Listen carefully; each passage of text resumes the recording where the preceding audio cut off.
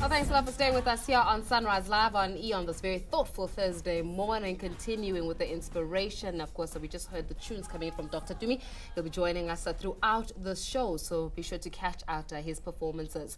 Now, I've had young South Africans, scientists, as well as entrepreneurs, which struck gold or the equivalent of gold at the Olympic Games for young entrepreneurs. Young entrepreneurs from Limpopo won their concept of using cow dung to power a gas stove, and pupils from Valcom High School in the Free State were awarded for their recycling as well as a conservation initiative. So this includes an affordable water recycling device and a pack to grow food for the poor. So these are all innovative entrepreneurial pursuits by high school learners. So joining us this morning to talk about this fantastic program of Teenprenuers is a business development practitioner, Thabo Pitse, as well as Suluwani Chokoe, who is the Sge Alumni coordinator in Gauteng. We invite you as always to be part of our discussion at home. Leave us your comments on Facebook as well as on Twitter. Guys, thank you so much for joining us this morning. Thank you for having us. Thank you for having Thabo, us. let's start off with you. I mean, this is such a wonderful initiative because you're teaching teenagers, and especially when it comes to high schools, how to become entrepreneurial. So you're deliberately doing so. Tell us about the program in itself. Yes, Faith. First of all, let me start by saying I'm a business management consultant at the University of the Free State. And I have been appointed by California State University to run the program in South Africa. The program is called Student for the Advancement of Global Entrepreneurship. What it does is that we take teenagers from the age 13 to 19, because as we know, our educational system around the world, actually, it does not have entrepreneurship in it. Yeah. And as we know, entrepreneurship, is the key for the economic development of any country. So what we do is that here in South Africa, it's like an extramural activity that they have to take. So what we do is that we've got a curriculum for them. You give them the curriculum, you introduce the program to them, and then they form teams, right, of 3 up to 5. And then they need to come up with an innovative and creative business idea. So such as, for example, using cow dung to power a stove. Exactly. Yeah.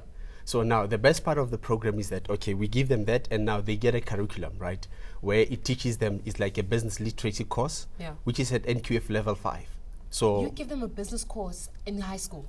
In high school. With an NQ level 5? NQF level 5, wow. Yes. And right now, like I'm saying, at the University of the Free State, we had about 20 who graduated last year. Even now this year, June, we taught another 20 as well. Yeah. And then, like I said, they need to come up with their business idea, and then they need to implement it. They literally run their businesses. Now, the businesses that you see with these teenagers, they run them, they make money. And then the best part of it, everything that comes with incentive, we've got mentorship. Like Suluwani here, as alumni, what they do is that they mentor them and teach them further. Even if you gave them the curriculum, remember during the implementation phase, they still need mentorship so that they understand further what they've learned. Yeah. And then we've got a competition, which is the best part of it. Now, they need to compete with these ideas, get the best idea from the school level, provincial level, national level.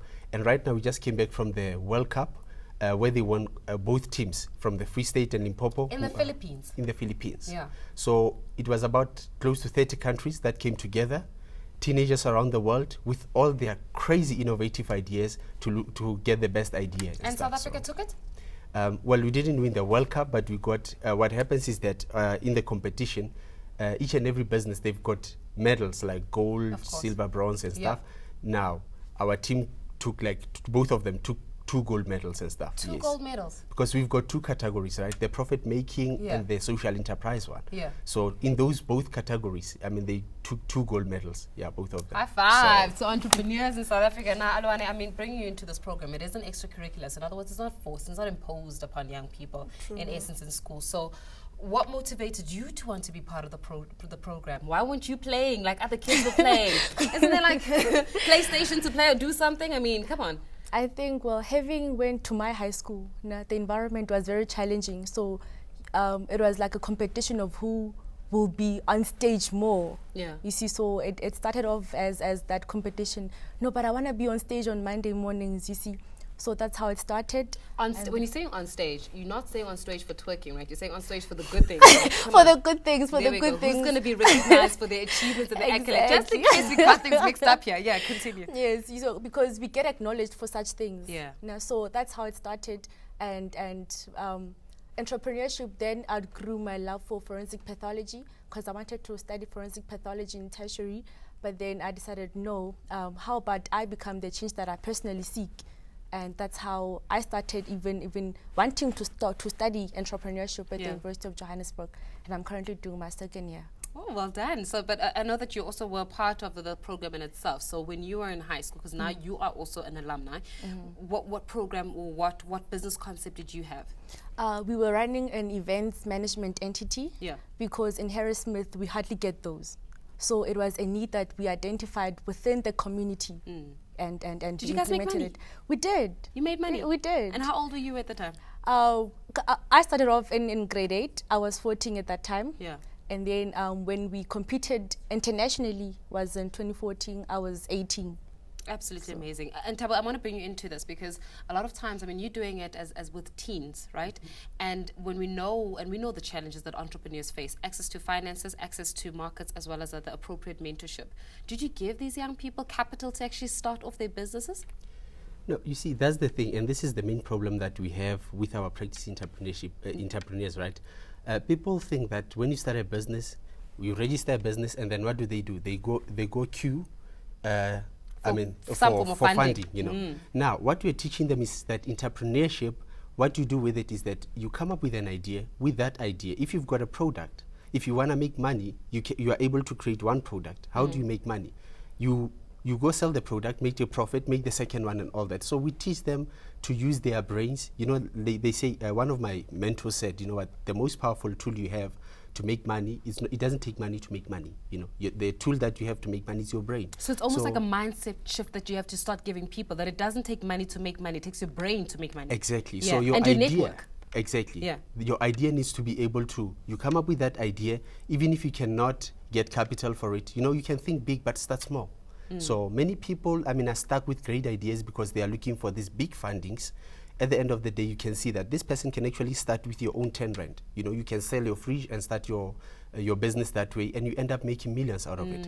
But people don't see it that way. So this is why this entrepreneurship program, we are trying to get people to become grant seekers, you know. They're like, you know, they're pensioners and everyone is seeking for grants, and you get entrepreneurs as well sitting at home with great ideas, folding their arms and saying, hoping that government will give them some form of a call. Exactly. Yeah. Whereas they can start with the ideas. Like I said, you start selling one shoe, you make 2, then from your profit, you know what, you make 2, 3, and stuff like that, bit by bit. So we want their ideas, our program, I mean, it drives them to have those ideas start small, and that's how you start making money. But it's innovation that is coming out of the and it's amazing innovation. I'm still stuck on the cow dung because I'm still trying to understand, how do you use cow dung to actually make a stove and fuel a gas stove. So with regards to that, clearly we're not lacking in great ideas in this country.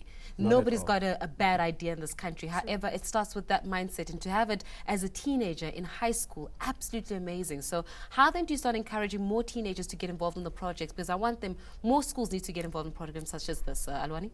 I think what we need to start with is approaching the education departments and saying, but let's implement entrepreneurship within high schools, because not as an extra, as a main curriculum. Yes, as a main curriculum, because the unemployment rate is sitting at 25% currently, and it has increased.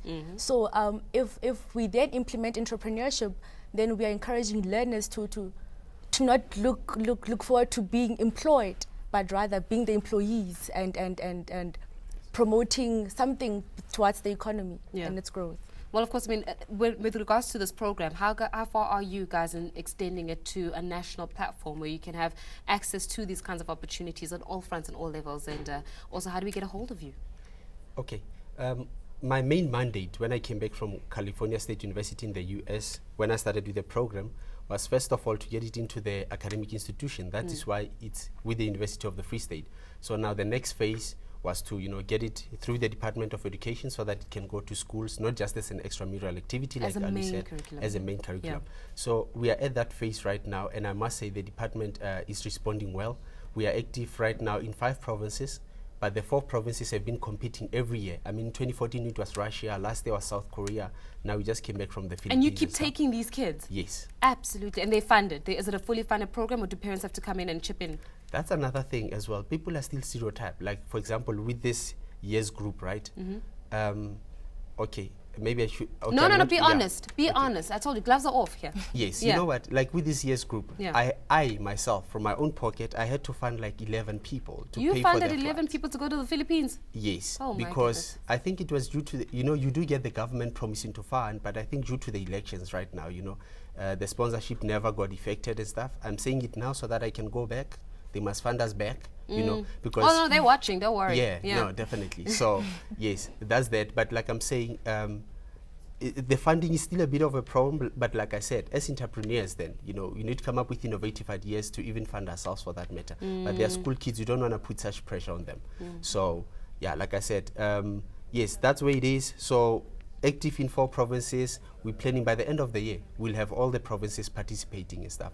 Have a coordinator in each and every province who's looking after the program. And then the national office is not in Johannesburg, in Bloemfontein, Central South Africa, you know. Well, it's absolutely fantastic because a lot of times Yes. people want to centralize the thoughts and the thinking capacity to Johannesburg Yes. because, of course, it is the mentality that is the city of gold. However, I believe we've got gold in all provinces, Exactly. irrespective of where you come from. So it's a fantastic thing that you actually have the headquarters being Yes. in Bloemfontein, there, or in the Free State, for that matter. And then when it comes to, and the whole, again, when it comes to entrepreneurial talk, you'll find that many institutions, especially in our country, they're afraid of taking risks because they're afraid of the low return on investment. So with Exactly. regards to that, how then do we start encouraging more institutions, even private entities, to start coming on board? Because to see people like Alumni go to the Philippines or to Russia, for that matter, to compete at that level is absolutely sterling. No, it's honestly, it's awesome. And I must say, it's not just about the competition. Yeah. I think the experience that these teenagers have, I mean, if you go look at the research as well, people who travel, what it does to their mindsets and stuff like that, it has been proven. They start traveling at this age, they start creating those global networks. Immediately, these are the people, that in itself, you know, it instills that, you know, sense of they want to succeed in life. Or a sense of you know, purpose. and exactly. Yeah. So these are the people I can tell you right now, because of this program, as they participate, it helps them. You do not, these are not failures. These are people who will definitely succeed in life because it has that Absolutely. extra drive in them. Absolutely. I mean, you really got a success story here. You decided to drop being a what? What did you drop? Forensic pathology. Forensic pathologist. And what are you now? Entrepreneurship. Be calm and Yes. in business. So thank you so much to the both of you for joining us this morning. You can find out more information about the program. It is SAGE on the bottom of our screen. Tell us quickly, what's your website? www.sagesa.co.za. sagesa.co.za for more information. Make sure that you go onto their website. If you want to register as a schooling entity as well, do so. But also, funders, get involved in the program such as this, where you get to really open up and expand the minds of young people. Speaking to Thabo Pitse as well as Suluwani Chokoe about the SAGE program. We're going to take a quick ad break now. To stay with us here on Sunrise. So much more in store for you shortly after this.